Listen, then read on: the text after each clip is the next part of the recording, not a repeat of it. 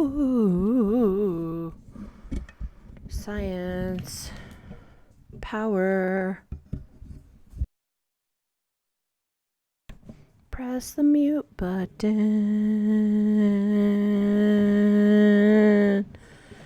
Keep that down.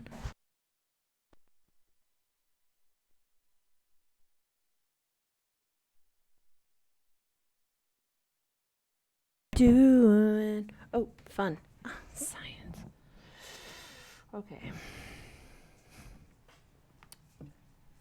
It is inappropriate for you to keep your microphone that close to your face hole.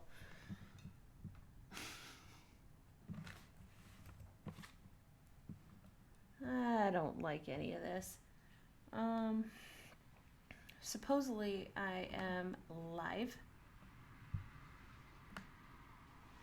My health of my stream is positive. We have one person watching.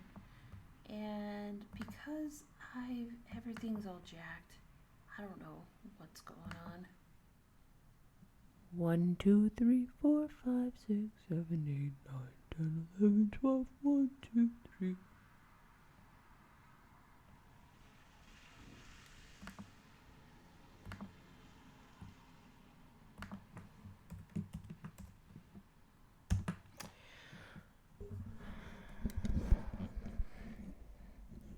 I kind of recorded what I wanted to say about RNA and DNA observations, and that went on to my other stream. I have no idea if I'm actually streaming right now or if I'm just talking nonsense into the greater spectrum of who knows what, and I don't exist.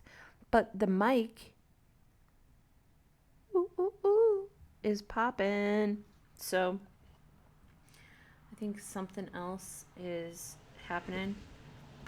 I feel like I should figure out how to put a picture in this. Excuse me. I want an image. I just want an image. Create a new image. Oh, hiccups. Add an existing image.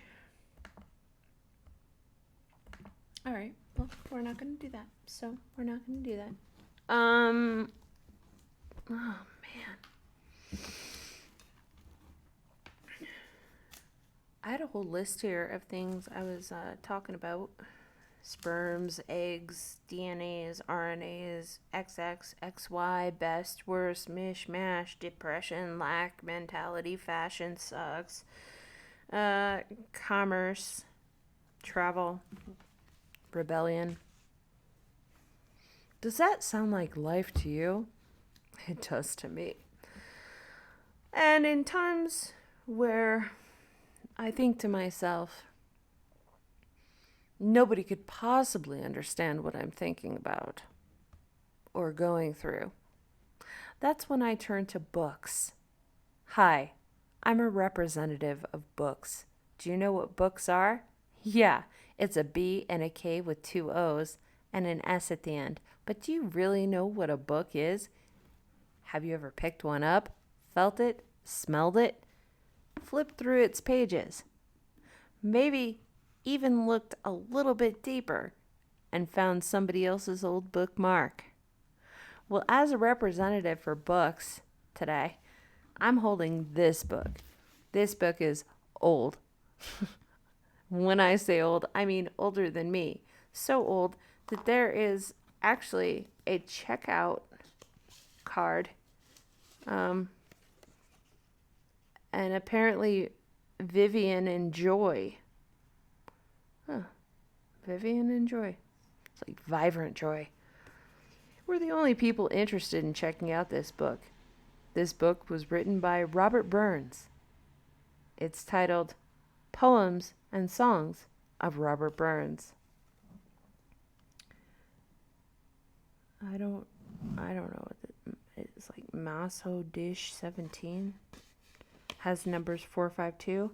The card has 160 and 821. In case that interests you. They gave a checkout card here. 2 people checked it out, and they also pasted a page on the front page. What a desecration of a book. Are you kidding me? This book was probably donated by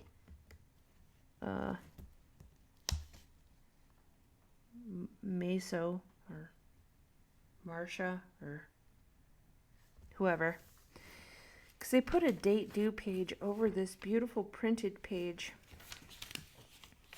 Just got lovely printing. All right, this seems important. The publishers of Every Man's Library will be pleased to send freely to all applicants a list of the published and projected volumes to be comprised under the following 13 headings. 13 headings, people, pay attention to that. Travel, science, fiction, theology and philosophy, history, classical for young people, essays, oratory, poetry and drama, biography, reference, and romance. Take a step back. Does that sound like our construct? Because it kind of sounds like our construct. All right. In 4 styles of binding: cloth, flat back, colored top, leather, round corners, gilt top, library binding in cloth and quarter pigskin. You could tell where you stood by the book that you held based on its binding. Ooh, girl, step back. These front pages are incredibly detailed. Poets are the trumpets which sing to battle. Poets are the unacknowledged legislatures of the world. Shelley. The poems and songs of Robert Burns. Every man I will go with thee, be thy guide, into thy most need to go by thy side. Sounds like a righteous dude. First issue. Ooh, what? Am I looking at a first edition?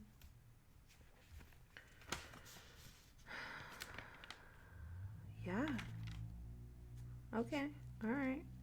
That's how my family rolls. First edition of Robert Burns. 1905. A reprint in 1906, 1913, and 1915. So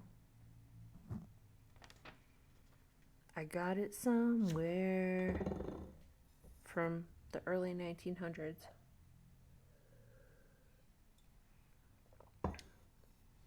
I really hope this is working and people actually like it. Here's your introduction. Burns has no rival in the art of singing the soul into song and setting the heart to music. His poetry is pure passion. Other lyricists are literary at their best. When Burns is literary, he is at his worst. His note falls like the note of the lark straight from the throat of life. It is not an imitation of life, but life itself running into laughter and tears. Being life, it is not a gray moral thing, but a lovely riot of good that is not wholly good, and evil that is not wholly evil. There is no consistency in it save the consistent inconsistency of life. Oh, dude. I just have to pause here because when I was a teenager, the thing that spoke most to me was like about conformists. And even if you were trying to be a nonconformist, you were still being a conformist to nonconformism. So this is fun. There is no consistency in it save the consistency or the consistent inconsistency of life. It is beautiful energy flashing in the non-moral imagination. Its movements are beyond the venue of convention.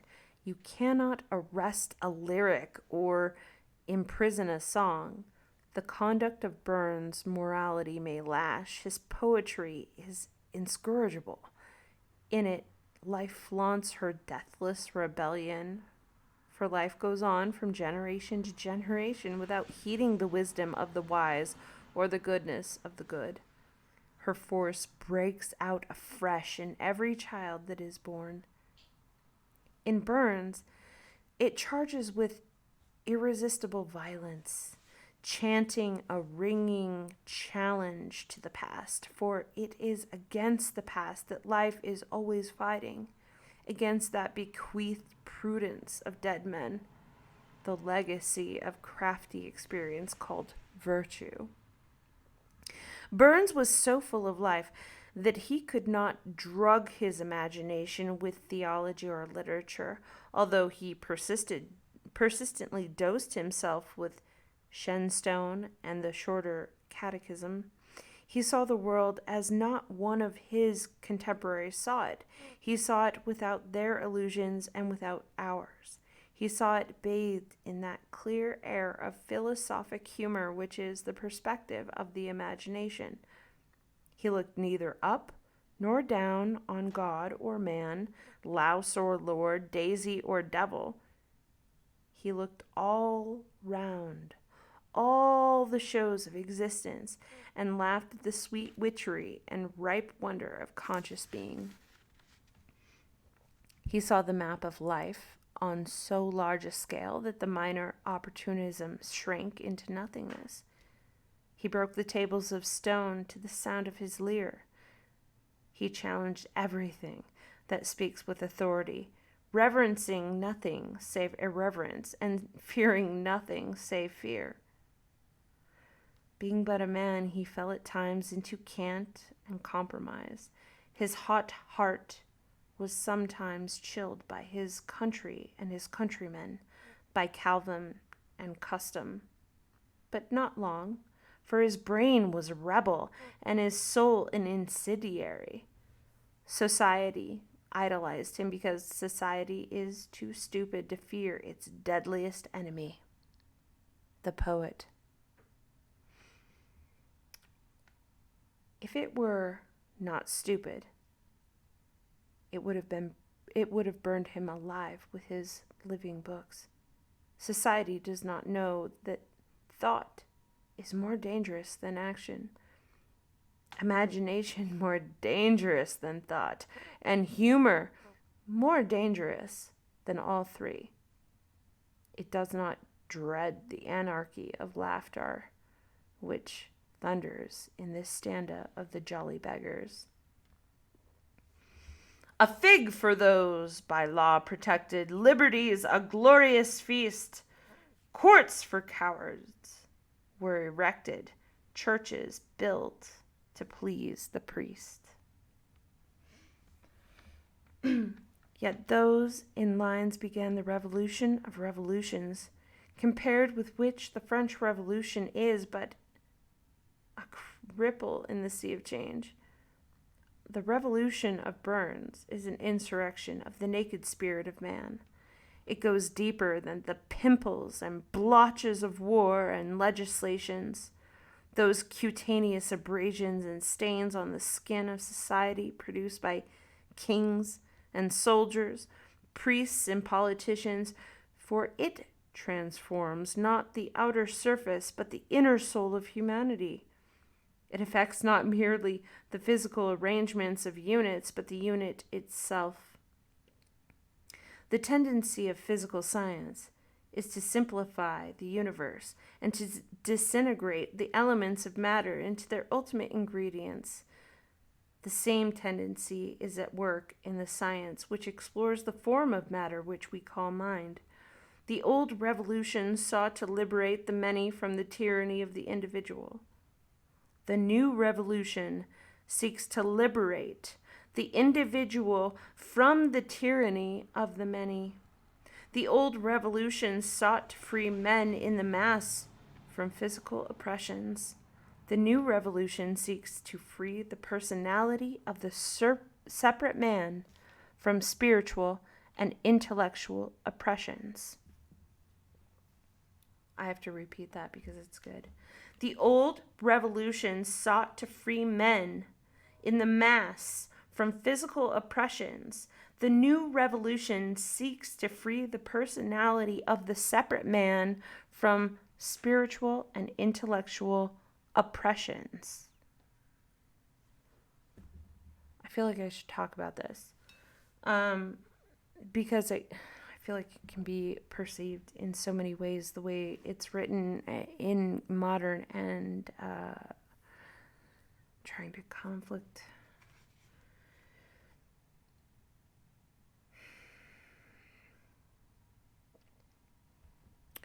Based off our history, people have been trying to rebel or find a revolution for a very long time.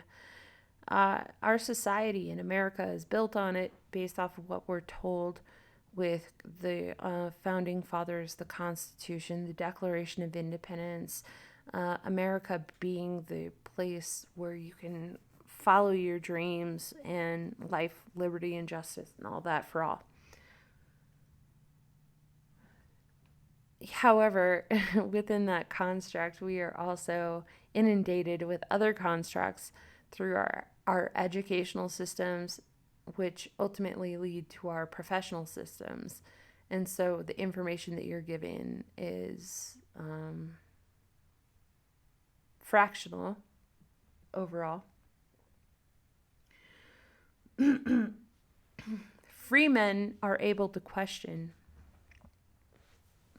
and free men are able to fight based off their questions and a desire for answers. An ignorant free man probably won't fight at all. But it's when things come into conflict with the spirit and the intellect that there is conflict and therefore oppression, because no one wants their spiritual or intellectual faculties suppressed. Burns foresaw the future revolt of the soul against all the external compulsions of collective opinion. He described the dawn of a law that is lawless, and lawlessness is that law. Whoa. Sounds like chaos, right? To not have laws. Because when one is in anarchy, they believe that they are in control of themselves. They don't want to create chaos. It's just that they feel that they're able to govern themselves. And they believe in the right of all people to self-govern. That's why an anarchy cannot be a democracy or a republic. He grasped the great principle that each man ought to be a law unto himself and ought to do that which is right in his own eyes, regulating his conduct by no outer coercions of corporate conventions, but solely by the statutes of his own conscience. He realized that the only moral law is that which is enacted in the parliament of the spirit, and that the highest standard is set up not outside, but inside the soul. I'm with you, dude. He perceived that there is only one person who can never forgive sin, namely the sinner.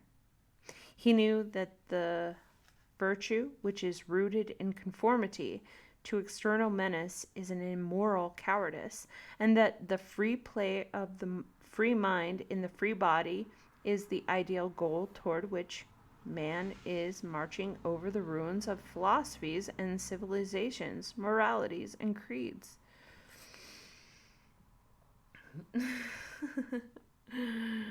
Wow. Last name Burns, right? He wants to burn it to the ground. This is fun. I think that he is onto something, that no one can ever forgive the sin except for the sinner. Because if we are self-accountable, James True was talking about this uh, in one of his most recent presentations. We have to take responsibility for ourselves, and so we don't we aren't okay with just saying, "Oh yeah, Jesus died for our sins." Like, we're not going to be held accountable. No, hold us accountable to what we're doing wrong so that we can do right. Because those of us who view it that way actually don't go into the world wanting to fuck up anything. We want to do things right. We want to be accountable because if we're wrong somehow, some way, we need accountability for that, but we want the opportunity to make a self reflection and what would be considered repentance by turning away from doing the wrong thing to the better, right thing. And we can all be led astray at times. So, wow, Burns was really ahead of his time. And I'm going to say, just as a side note, that my family has kept a lot, not a lot, but a few old books around. And this was one that I stumbled on because this dude's poetry is primarily written in Scottish dialect, which means that if you just read it out loud, you're like, what is that guy saying? Especially if you're, you know, American English. It's written in kind of a slang way. And so, a, nay, hey, lay, they use words like that. So it's interesting that this preface about Burns would be so succinct in a way that would not actually be addressing how antiquated the language is within Burns's poetry. Maybe you'll talk about this. I'm reading it off the cuff. I haven't read this before. So I'm not making recorded comments about this with any preface. All right. He knew that the virtue which is rooted in conformity to external menace is an immoral cowardice, and that free play of the free mind in the free body is the ideal goal toward which man is marching over the ruins of philosophies and civilizations, moralities and creeds. That Burns, the man, was meaner than Burns, the poet, need not dismay us, for the imagination is always greater than the will. He never mistook his weakness for strength, although the late Mr. Henley fell a victim to that delusion, being in this respect most royalist than the king. Burns knew better than he builded. He fought against the incompetence of facts and the brutality of nature. He dashed himself to pieces against the insanity of the illogical world. If man were a perfect machine like a chronometer or a gas meter, his physical passions would not war against his spiritual pride. Nature would be natural, sex would be normal. There would be no duel between the brain and the body, but nature is fiendishly unnatural, and sex is diabolically abnormal in the only animal which suffers from disease of thought and the cancer of imagination.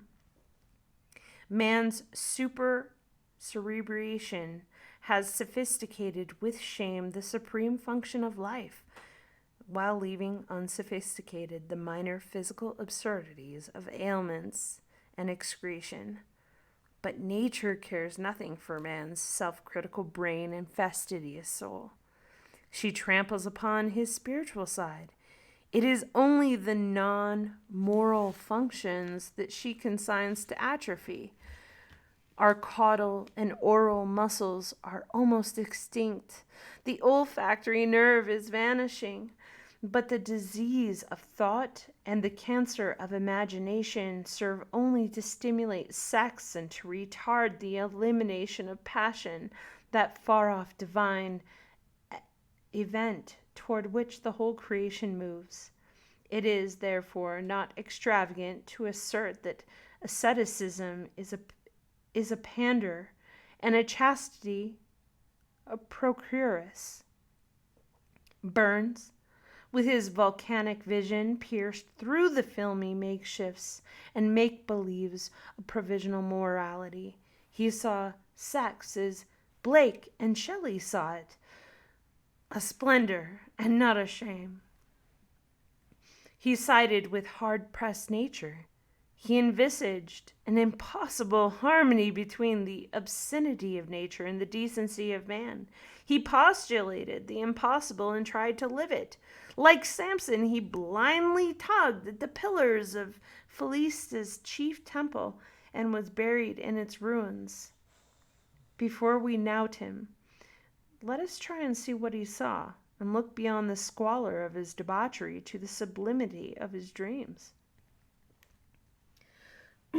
Steeped as we are in moral acquiescence, we cannot easily purge our sight of conventional cataract, but we can at least measure the advance of man since Burns wrote Holy Willie's Prayer, The Holy Fair, The Jolly Beggars, The Address to the Devil. Where is Calvin today? Where is Calvin's deity, Calvin's hell, and Calvin's devil? Let the churches answer which have slain that triple whore. If Burns has been so swiftly justified in his assault upon ferocious theology, may he not also be justified before morality? Or before time expires in his... If Burns has been so swiftly justified in his assault upon a ferocious theology, may he not also be justified before time expires in his assault upon no less ferocious morality? The superstition of licensed parentage has survived its cognitive superstitions. How much longer will it survive? Already it is crumbling before the silent sap and mine of its chief martyr, womanhood.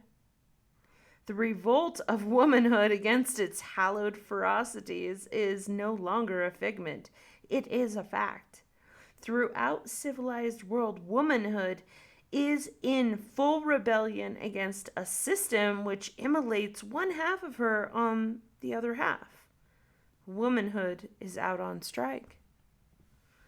Neither patriotism nor religion can overcome her passive resistance.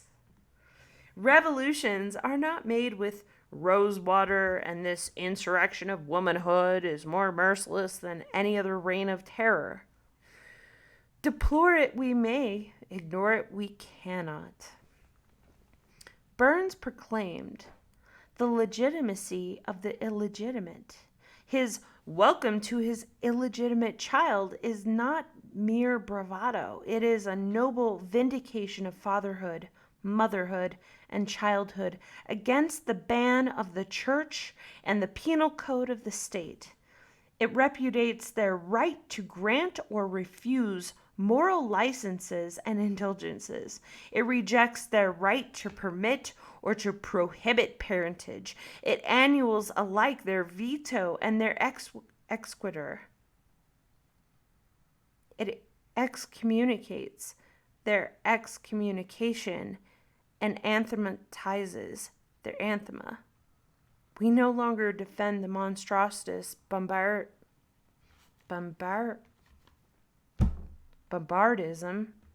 of bastardy. We still acquiesce to it.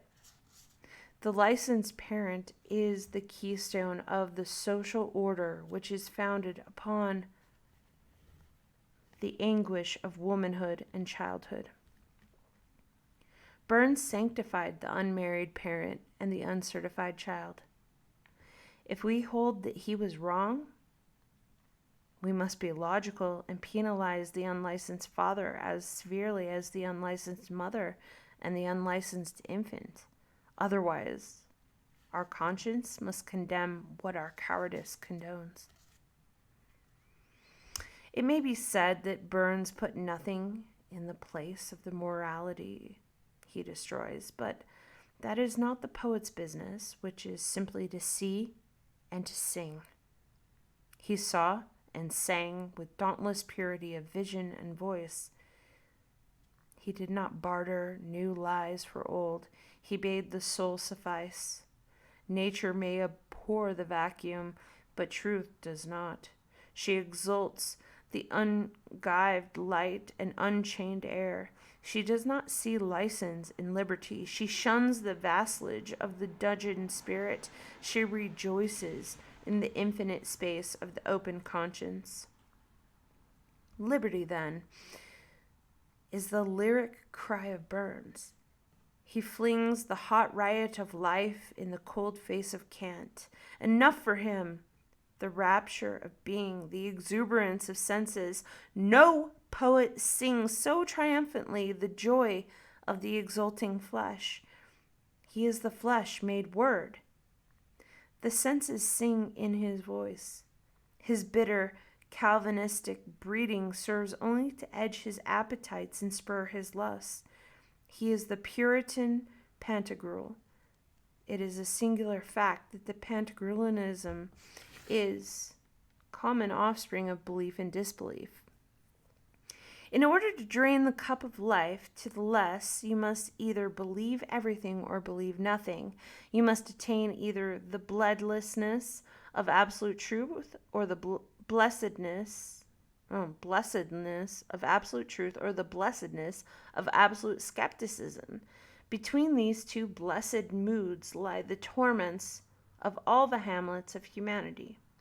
The Middle Ages accepted the protection of the Holy Church against the jealous anger of the supernatural. They insured themselves against hellfire by taking a policy from the priest and paying a moderate premium. They reveled in absolute immunity from moral retribution. That is the mood of the Rebialis. The antithesis of this mood is the mood of Burns. He insured himself. He accepted the protection of his own reason against the jealous anger of the supernatural. He issued his own bulls and his own indulgences. He administered plenary absolution to his own soul. The difference between the Pantagruelism and Rebialis and the Pantagruelism of Burns is simply the difference between spiritual slavery and spiritual freedom, between servile reliance and frank defiance, between absolute acceptance and absolute rejection of authority. Pantagruelism is not possible to the intermediate mood of a Christianity which is caught in two minds and falls between two stools. When the soul is indemnified against the flesh is set free from rack of conscience. Whether it be indemnified by the church or by the intellect, the result is the same, although the flesh defiant probably fails to achieve the ripe serenity of the flesh reliant. The flesh defiant in Burns carouses madly like a condemned criminal, feverishly making the most of its hour and stung into a delirious rapture that is less placidly joyous than your true Rabialist in content. The hectic flush on the cheek of Burns is the virus of Puritanism. There is a perpetual challenge in his hilarity, but it is a challenge hurled not at the angry unseen, but at its discredited ambassadors. The mair they talk, I'm kenned, the better. The mair they talk, I'm kenned, the better. Burns, like Byron, is untroubled by the burthen of the mystery of all this unintelligible world. He does not take earth seriously. He laughs at the hobgoblins of theology. If he had written an address to deity, it would have been in the same key as his address to the devil, the key of tolerant humor. He would not have excluded the possibility of divine amelioration, which he allowed to Auld Horn. But fare ye well, all Nickel Ben. wad ye talk, although imen, yablin might I donna ken, still still a stake. I'm way you think upon you den even for your sake. See, side note, I have no idea what this says because it's really hard to read anything in this book of poetry other than the introduction. The temper of Burns is not corrosively irreligious or venomously atheistic. There is no malignity in his agnosticism, for it is based upon the imaginative humor that flies where reason calls. And I like that because I'm into it. His humor places the phenomena of consciousness in relation to each other by gently adjusting the lenses of the imagination. Under its scrutiny, the grotesque distortions of theology silently fade away, and the outline of truth shows sharp and clear. The mood of the mystic is the opposite of the mood of the humorist. The great mystics are all humorless. That's true. That's very true. I try and be funny, but I lost my humor when I got too heady.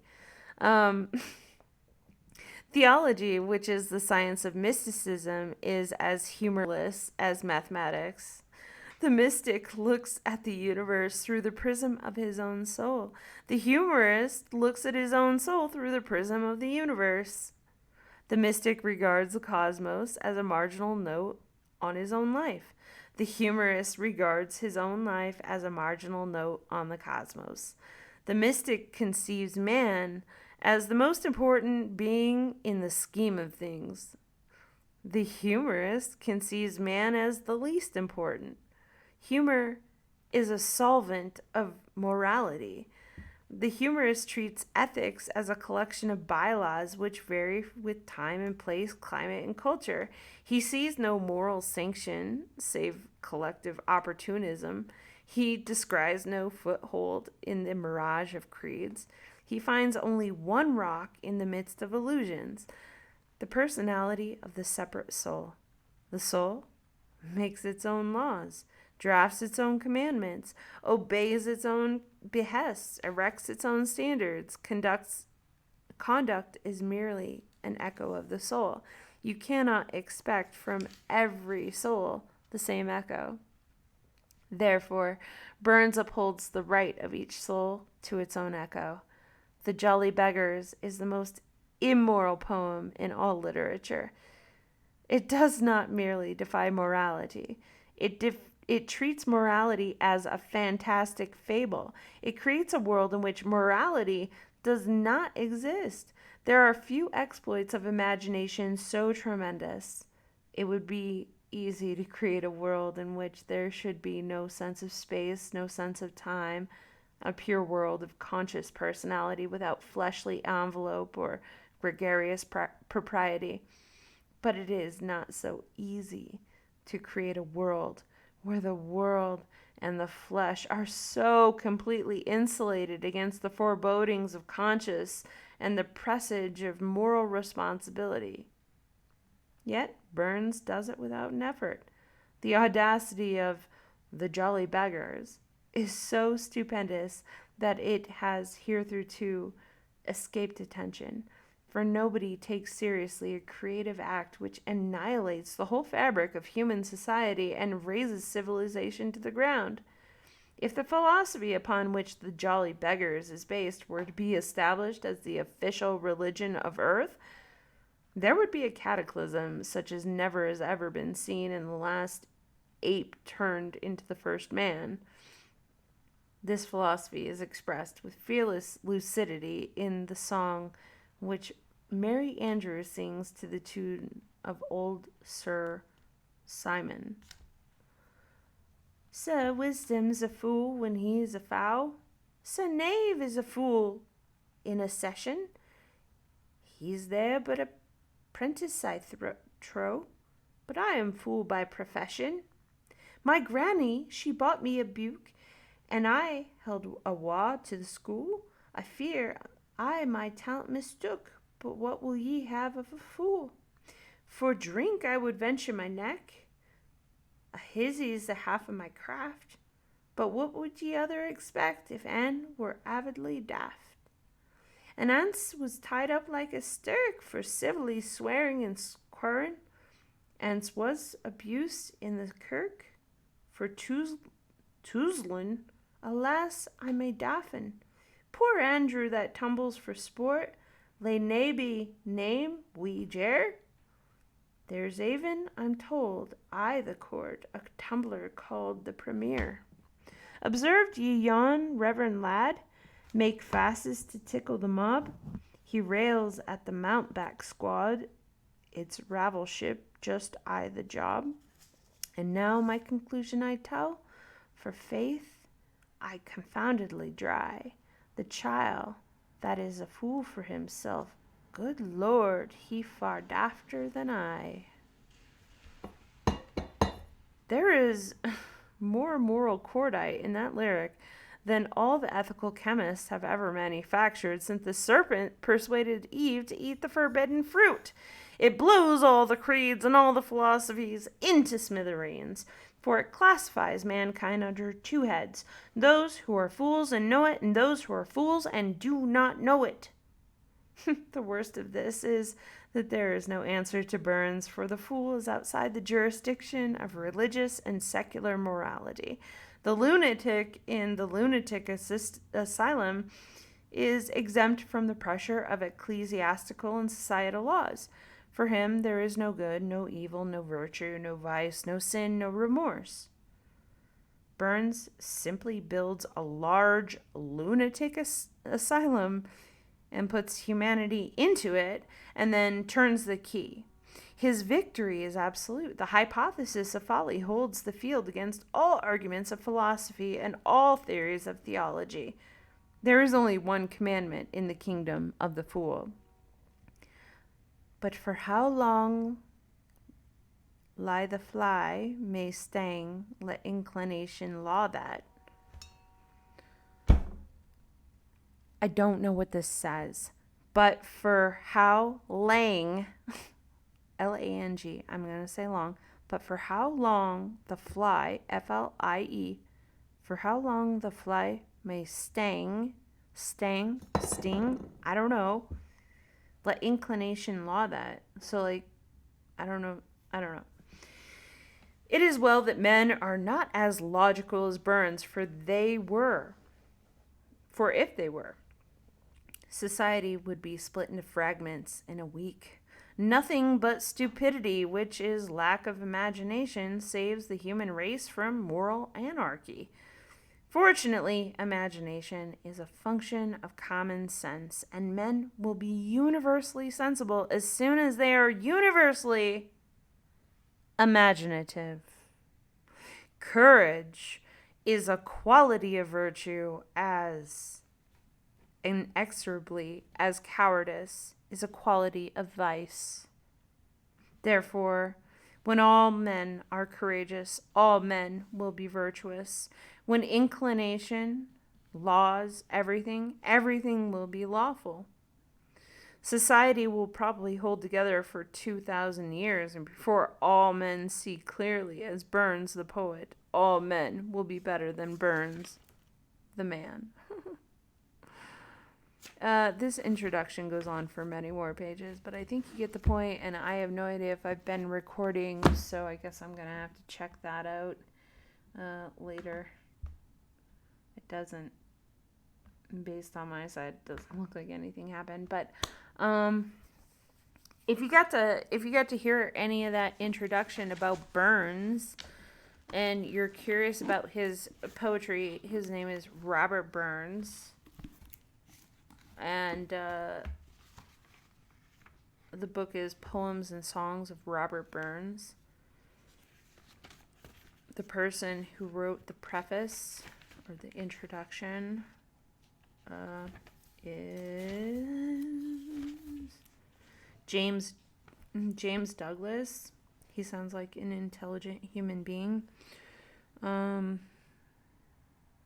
Yeah, check it out. That's all I have to offer you tonight. The like I said, I got on here because the lightning and thunder were out of control, and I was talking about RNA and DNA. And though I didn't directly address it in this stream, um, I think you're smart people. I think that you're connected. I think that if you hear something that did come up in my stream and then you reconnect it to DNA and RNA, you'll see overlaps of what this means. Hit me up. Share with me what you found, because we're in this together, and all these little snippets of leftover information that have been put in our purview and arm's reach are important. If we can grab it, if we can look at it, if we can see how it relates and share it, then all of a sudden we are building a bigger library between our synapses for ourselves, but also connecting to each other in a greater way by sharing information that way, which is what we've used the internet for. Just we can search stuff. But if we start directly sharing important stuff with each other, then if the internet shuts down, at least you've got that in your brain socket. I think it's reasonable. People are awesome. Today was hard. Tomorrow's probably going to be just not as easy as today. Seems to get harder by the day. So I hope your day tomorrow is super awesome, wonderful, easy, imaginative, great, slightly crazy with a side of fun, and let's start breaking this construct up a little bit more, even more every day. Just a little bit, chip at it.